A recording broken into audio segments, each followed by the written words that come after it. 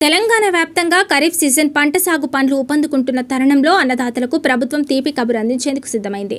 పంట పెట్టుబడుల కోసం రైతులు అప్పుల పాలవ్వకుండా సకాలంలో ఆర్థిక సాయం అందించేలా రైతు భరోసా పథకం అమలుకు వ్యవసాయ, ఆర్థిక శాఖలు సంయుక్తంగా ప్రణాళికలు రచిస్తున్నాయి.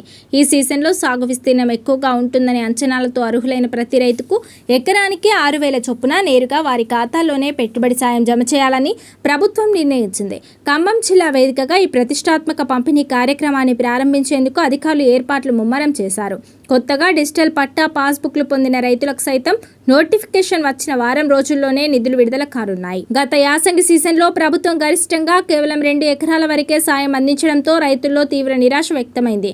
దీనిపై ప్రతిపక్షాల నుంచే కాకుండా అధికార పక్ష ఎమ్మెల్యేల నుంచి కూడా తీవ్ర వ్యతిరేకత వచ్చింది. క్షేత్రస్థాయిలో రైతుల నుంచి నిలదీతలు ఎదురవుతున్నాయని, ఇది భవిష్యత్తులో రాబోయే స్థానిక సంస్థల ఎన్నికల్లో పార్టీ విజయావకాశాలపై గట్టి దెబ్బ కొడుతుందని పలువురు ప్రజాప్రతినిధులు హైకమాండ్ దృష్టికి తీసుకెళ్లారు. దీంతో స్పందించిన ప్రభుత్వం ఈ ఖరీఫ్ సీజన్ నుంచి చిన్న, సన్నకారు రైతులకు పూర్తి స్థాయిలో న్యాయం చేయాలని నిర్ణయించింది.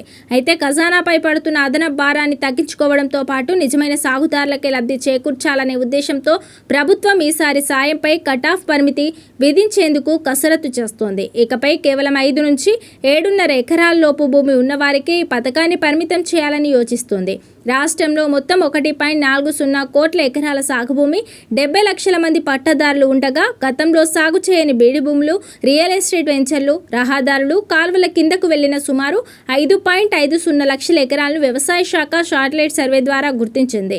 ఇలాంటి వ్యవసాయేతర భూములను లబ్ధిదారుల జాబితా నుండి దశల వారీగా తొలగించడం ద్వారా ప్రభుత్వానికి సుమారు 1,200 కోట్ల ప్రజాధనం ఆదా అవుతుందని ఆర్థిక శాఖ అంచనా వేసింది. పెద్ద భూస్వాములకు, సాగు చేయని వ్యాపార భూములకు అనవసరంగా నిధులు దారపోయడం కంటే రెక్కాడితే గాని డొక్కాడని నిరుపేద రైతులకు ప్రాధాన్యత ఇవ్వడమే పారదర్శక పాలనకు నిదర్శనమని ప్రజాప్రతినిధులు ప్రభుత్వ నిర్ణయాన్ని సమర్థిస్తున్నారు.